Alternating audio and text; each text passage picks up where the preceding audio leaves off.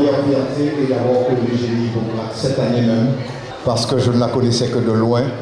Et le jour où je l'ai connue, j'ai vu tout le travail qu'elle faisait.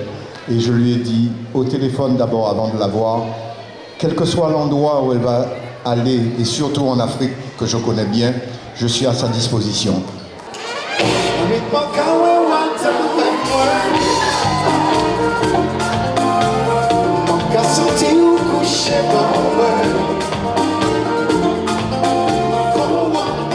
Patrick Caram.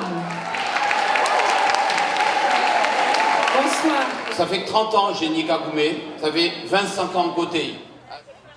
Et nous sommes avec Madame Valérie Pécresse ce soir au DREPAction. Madame Pécresse, qu'est-ce qui vous a donné envie d'être présente ce soir? Il faut que tous ceux qui nous regardent comprennent que la drépanocytose nous concerne tous. Et c'est une maladie qui est la première maladie génétique en France métropolitaine. Madame la ministre, vous avez répondu oui tout de suite à l'invitation de Jenny Hippocrate. C'était vraiment d'abord important qu'on puisse une année encore rappeler que la drépanocytose est une maladie grave, une maladie qui est très présente en région parisienne. Nous sommes avec Isabelle Orsini de Ligne La Trémoille. Vous avez des enfants drépanocytaires, continuez à espérer, soutenez Jennifer et surtout essayez de faire connaître le plus possible l'association, c'est très important. Karine Guilloc de la chaîne M6 qui est l'une des marraines du DREPAction. Et justement, les 20 000 malades qui ne peuvent pas être avec nous ce soir à Paris, est-ce que vous avez un message à leur adresser, un message de soutien? Déjà, je voudrais les féliciter pour leur courage, pour leur patience, pour leur foi, leur dire qu'ils ont raison de se battre parce que malheureusement la vie est un combat, le leur est plus dur. Donc François Tougès, je suis le président de l'établissement français du sang. La recherche à l'EFS pour la drépanocytose est extrêmement importante puisque nous avons notamment une équipe de recherche qui se trouve à Paris et qui essaie de voir comment nous pouvons améliorer la prise en charge de la drépanocytose et les problèmes que pose la transfusion sanguine pour les drépanocytaires. La maladie est là, elle fait partie de notre quotidien. L'adversité, donc la drépanocytose, est comparable à un vent déchaîné. Ça détruit tout et à chaque fois il faut tout reconstruire.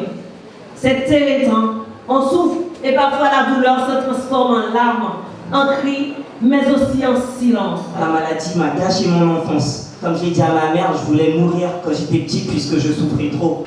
C'est ma mère qui est là. Peut-être que je tombe, pas sur mes pattes comme le chat, mais je reste debout et je continue à me battre. Jenny Hippocrate.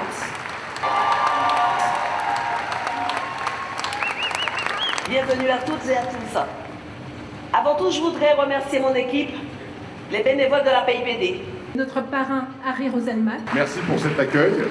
Je me suis permis de ne pas respecter le dress code. On va dire que c'est un peu une soirée libre, mais j'ai quand même le coquelicot qui bat là au niveau de mon cœur. Donc voilà, on est tous au diapason ce soir à ce niveau-là. Donc merci d'être là. Wendy Renard. Je pense qu'on a toutes et tous des responsabilités autour de nous de pouvoir véhiculer le message que l'association véhicule depuis de nombreuses années. Je manquerai de mots pour la qualifier aujourd'hui.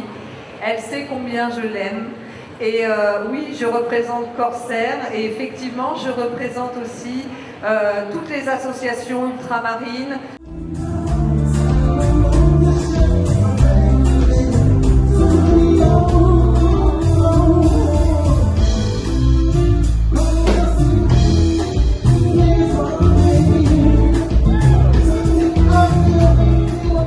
Monsieur Francisca. Nous avons tenu à être là ce soir comme l'année dernière parce que nous considérons que cette maladie n'est pas suffisamment connue en Martinique, elle n'est pas suffisamment connue et peut-être que l'on ne fait pas globalement suffisamment pour accompagner les personnes malades. Philippe Laville, sous vos applaudissements. Ce soir on va chanter, on va apporter un petit peu de légèreté parce qu'on avait eu des choses difficiles à entendre, à voir.